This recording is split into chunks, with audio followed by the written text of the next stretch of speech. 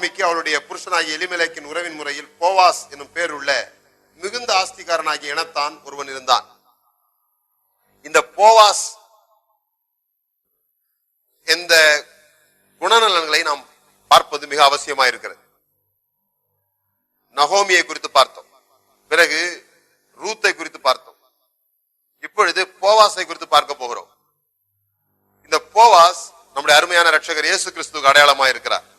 இந்த போவாஸ் தான் இந்த ரூத்தை மீட்டார். இந்த போவாஸ் தான் ரூத்துக்கு மறுபடியும் வாழ்வளித்தார். இந்த போவாஸ் எப்படிப்பட்டவராய் இருக்கிறார் என்பதை இந்த நாளில் நாம் பார்க்க போகிறோம். முதலாவது நான் உங்களுக்கு சொல்ல வேண்டியது, இந்த போவாஸை குறித்து எழுதும் போது போவாஸ் எனும் பேருள்ள மிகுந்த ஆஸ்திகாரனாக இனத்தான் ஒருவன் இருந்தான் என்று எழுதப்பட்டிருக்கிறது.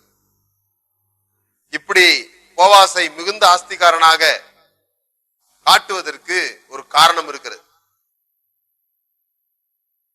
போவாஸ் ஏதோ சாதாரண ஒரு ஆளு அப்படின்னு எழுதாம ஏன் ஆஸ்திகாரன் என்று எழுதியிருக்கிறது என்றால், நம்முடைய தேவனை கூட அப்படி பார்க்க வேண்டும் என்று வேதாகமத்திலே பரிசுத்த ஆவியானவர் இதை எழுதி வைத்திருக்கிறார்.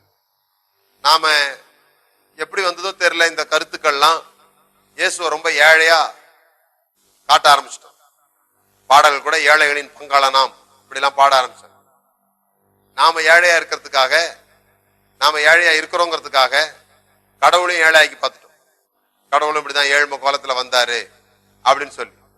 அவர் ஏழ்மை கோலத்துல வரல, மனு கோலத்துல வந்தார். மனு உருவெடுத்தார் என்று வேதம் சொல்லுகிறது. மனுஷனை மீட்பதற்காக மனு உருவத்துல வந்தார். ஆனா நாம அதை எப்படி பார்த்துட்டோம்னா, இரவல் கலரை அதுன்னு சொல்றதுனால அவர் ஒரு ஏழையா பார்த்துட்டோம். நான் உங்களுக்கு சொல்லுகிறேன், போவாஸ் மிகுந்த ஆஸ்திகாரனா இருந்தான். அதை விட மிகுந்த ஆஸ்திகாரர், அதை விட மிகுந்த ஐஸ்வர்யவான் நம்முடைய அருமை ரட்சகர். அவர் ஒருபொழுதும் பணத்துக்காக கஷ்டப்பட்டதில்லை. அவர் இங்க ஊழியம் செய்யும் போது, இந்த உலகத்தில் அவர் இருந்த போது அவர் ஏராளமான செல்வத்தோடு கூட இருந்தார். அவரை சுற்றிலும் ஐஸ்வர்யமுடைய ஸ்திரீகள் அவருக்கு ஊழியம் செய்தார் என்று சொல்லப்பட்டிருக்கிறது. 5 அப்பத்தை 2 மீனை 5000 பேருக்கு அவரால் பகிர்ந்து கொடுக்க முடிஞ்சது.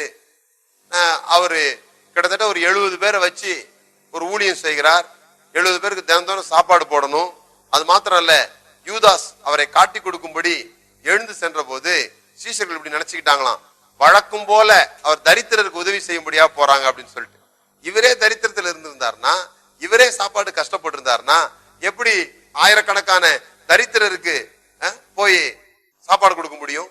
அல்லது எப்படி ஒரு ட்ரெஷரர் வச்ச ஒரு ஊழியத்தை அவர் செய்ய முடியும்?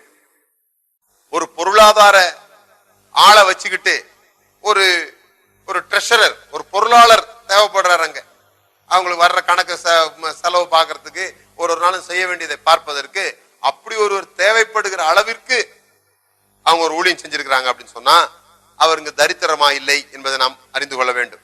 இதை குறித்து நான் பின்னாட்களிலே அதிகமாய் பேச போகிறேன். ஆனா இங்க உங்களுக்கு இந்த குறிப்பை நான் சுட்டி காட்ட விரும்புகிறேன். தேவனை நீங்கள் எப்படி பார்க்கிறீர்களோ அப்படிதான் உங்கள் வாழ்க்கை இருக்க போகிறது.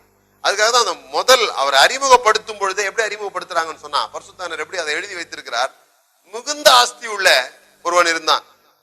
ஏதோ ஒரு ஆள் வரப்போறாரு, ரூத்துக்கு கல்யாணம் பண்ணி ஒரு வாழ்க்கை கொடுக்க போறாருன்றது இல்ல, அது மாத்திரம் அங்க முக்கியம் இல்ல, அவர் எப்படிப்பட்டவர் என்பது மிக முக்கியம். மிகுந்த ஆஸ்திகாரர் இருந்தார். அவர் எங்க உள்ளவர் தெரியுமா? பெத்லஹேமில் உள்ளவர்.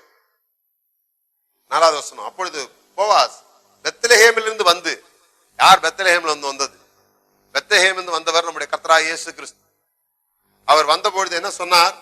உங்களுக்கு கர்த்தர் உங்களோடு கூட இருப்பாராக. அதான் இம்மானுவேல் என்பதற்கு அர்த்தம். இம்மானுவேல் என்றால் தேவன் நம்மோடு இருக்கிறார் என்ற அர்த்தம். இந்த போவாஸ் வந்த போது இந்த வார்த்தை தான் சொன்னார், கர்த்தர் உங்களோடு கூட இருப்பாராக, அல்லது உங்களுக்கு சமாதானம் உண்டாவதாக, நீங்கள் பயப்படாதேயுங்கள். இதெல்லாம் போவாசனுடைய வாயிலிருந்து வருகிற வார்த்தைகள். இதுதான் நம்முடைய அருமை இரட்சகர் இயேசு கிறிஸ்து நமக்கு சொன்னார். நாம் இந்த ரூத்துக்கு அடையாளமாக இருக்கிறோம். சபை ரூத்துக்கு அடையாளமாக இருக்கிறது. போவாஸ் இயேசுக்கு அடையாளமாக இருக்கிறார்.